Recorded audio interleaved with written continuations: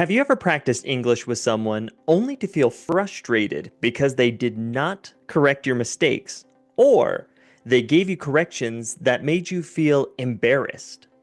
You're not alone. In fact, it's one of the biggest problems that people have when learning English. They don't get corrected. So in this video, I am going to do a one-time correction where I show you how we use the Resourceful English Method to help our clients achieve English fluency quickly. Before we get started, be sure to hit that subscribe button and click the bell icon so that you will always be notified when we give you new tips about the English language. Okay, so for our correction, I just looked up Correct My English and looked over the past couple days. I came across this profile that is practicing English daily in order to improve. And here it says, post every day to improve my English skills. Your advice will make me happy and keep me motivated. The profile, so cute, love it. So we're going to go into this here. Just want to see 2 years in Australia, back in Japan, sharing my life with people all over the world, Japan's unique culture. Awesome. I love it. Let's take a look here. We've basically got the premise that we're sharing our daily life. So what I'm going to be looking for in these suggestions using our method is going to be basically like overall understandability, like pronunciation, grammar. We're also going to take a look at like little intricacies, maybe some phrasal verbs or different ways to say things. And we're going to go overall performance storytelling. Let's go ahead and get started. Today I almost cried at work today because of Really good. I like the hook. I like the start of today I started crying at work, right? Something like that. cried at Yeah, today I almost cried at work today. It's a very good hook. The only thing I would change is we said today twice. Today I almost cried at work today, right? I would just get rid of one of them. You can either say today I almost cried at work or I almost cried at work today. Either way works. I would just say get rid of one of them so that way we're not having that repetition. Let's find out why you were crying at work today. What happened? work today because of one customer. So it was a busy day and there was a long line at the register. And then I was on cashier and she Let me pause actually because I did have a pretty good note. I like the building of the story. I really like how you said like so today it was a busy day, and there was a long line, and I was working at the cash register as the cashier. I love that build. It's a really good to take your audience on a journey. So I love that you're building and you're um engaging our senses with it. It's really good. Let's keep going. and there was a long line at the register. And then I was on cashier and she I would just change that instead of like I was on cashier. Um Usually we say like I was the cashier or I was on, I guess on cashier does make sense then. Disregard that. If it's said that way at your job, keep it. If they don't say it at your job, just listen to what they call it. But that could work. I'm going to keep going. and she was already annoyed and probably looked down on me because I'm new. I really like that you use the phrasal verb look down on me. She probably looked down on me. That's a really good phrasal verb. And I love that you use that because it kind of gave me that attitude that she was giving, right? Really good job. So obvious because I have a mark of new on my name tag. All right, I would just change this slightly here. So first things first. Um, I'm new. So obvious because I have Right there, I have a name tag. So you are telling a story in the past. We want to keep it in that past tense, right? I had.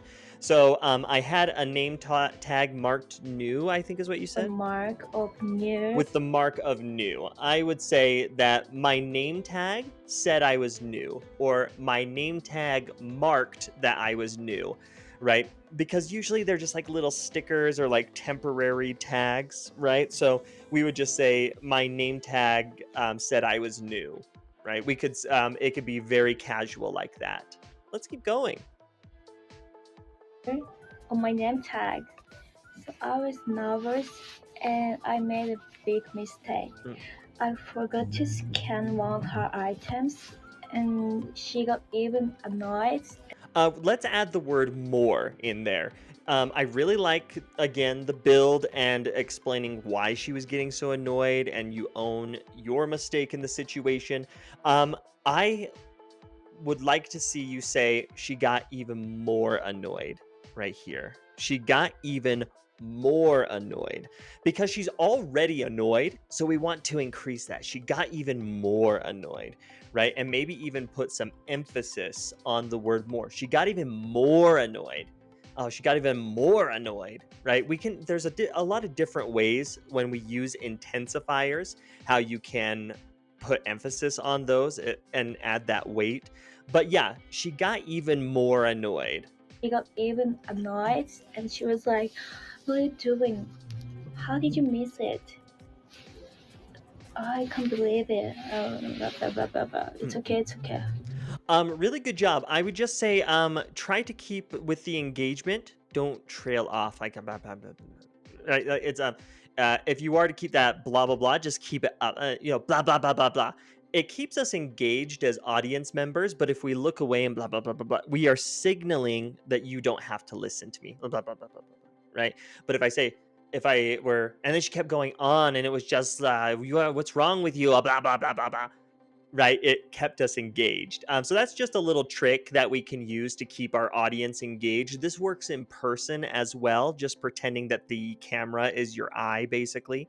Yeah, really good job though. I like the build. I like the character. It was like, oh, this is a nasty, mean person. I really like it. It's okay. No. Like this. It was my fault, yes, but I would just change the pronunciation of a little bit here. The vowel on fault was just a little too oval. it was my fault. You hear like fault, right? Something like that. So we want to get that fault, fault. And this is American pronunciation, of course. But fall. Then add the T. Fault. Yes, it was my fault. And then that will just get that vowel where it needs to be, and we'll also have that crisp sound, so that way we clearly hear the word. Yes, but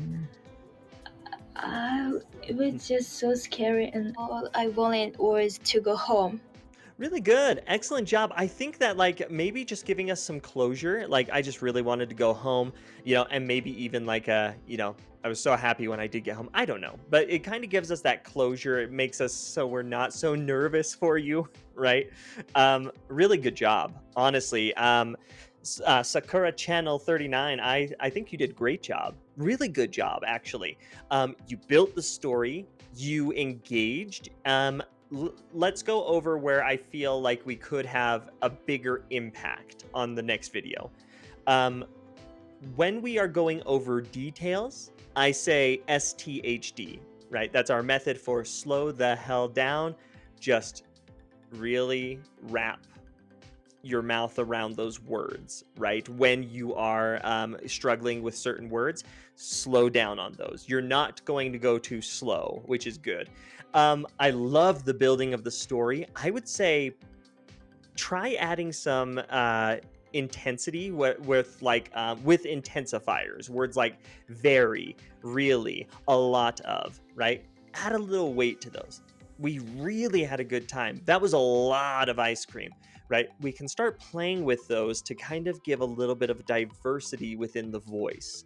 But overall, I really liked the story. I thought it was engaging. I feel like you are good with the camera.